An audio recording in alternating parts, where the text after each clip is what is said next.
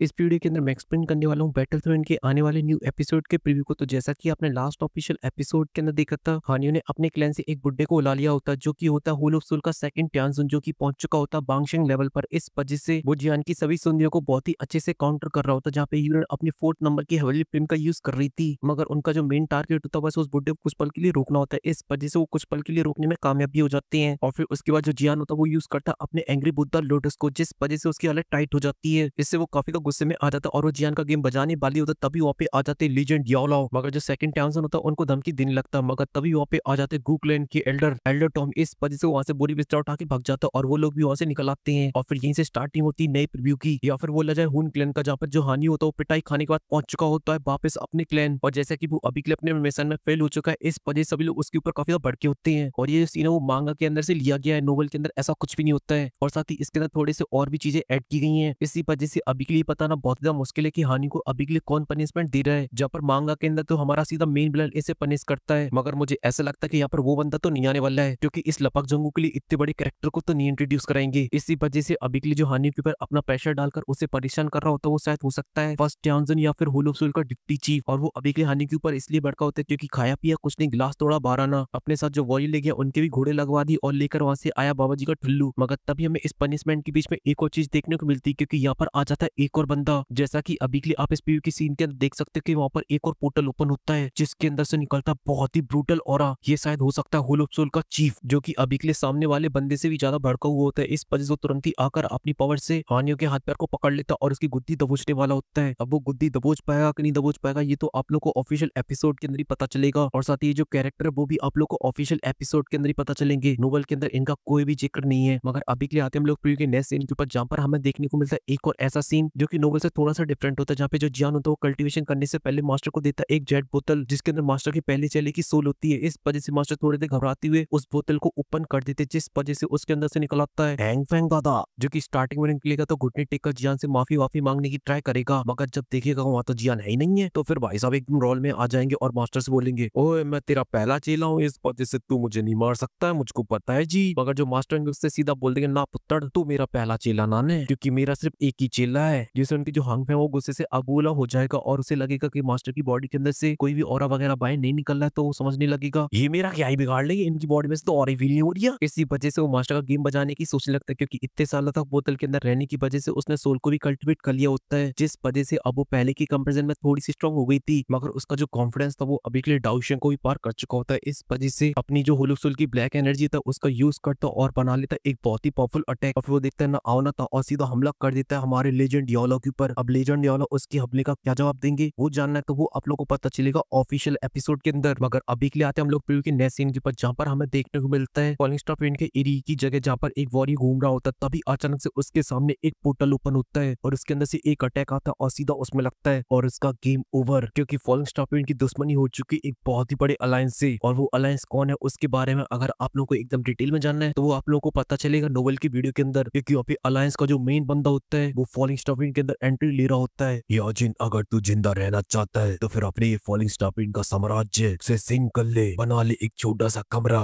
तो शायद तुझे मैं जिंदा छोड़ दूं। और इस बंदे का नाम होता है तियान मिंग जी, प्रोफाउंड स्काई सेक्ट का लीडर एक बांगशेंग। और इसी की वजह से अभी तक सेंटर पेन के अंदर सभी लोग ये समझते हैं प्रोफाउंड स्काई सेक्टर वो सेंटर पेन का सबसे स्ट्रॉन्ग सेक्शन है, मगर ऐसा नहीं है। अभी के टाइम पे तो फॉलिंग स्टार पेन ने ऑलरेडी उसे पीछे छोड़ दिया है, मगर उससे पहले एक और पावरफुल सेक्शन है जो कि सेंटर पेन के अंदर पिल टावर के बाद आती है, जो कि हमारे लाल पटाखा की सेक्शन बर्निंग फ्लेम वैली। और वो इतनी स्ट्रॉन्ग सेक्शन क्यों, अगर आप लोगों को वो नहीं पता तो फिर आप लोगों को चिंता करने की कोई जरूरत नहीं है, फ्यूचर में पता चल जाएगा यार। और अभी के लिए फिलहाल के लिए इस प्रीव्यू की वीडियो के अंदर सिर्फ इतना ही, मगर आप लोग को नोवेल की वीडियो के अंदर काफी ज्यादा मजा आने वाला है, क्योंकि इस प्रीव्यू के अंदर आप लोगों ने रियल एपिसोड की स्टोरी तो जानी नहीं है, वो आप लोगों को नोवेल के अंदर पता चलेगी। फिलहाल के लिए वीडियो को लाइक कर दीजिए, चैनल को सब्सक्राइब कर दीजिए। मैं मिलता हूँ आपसे नेक्स्ट वीडियो में।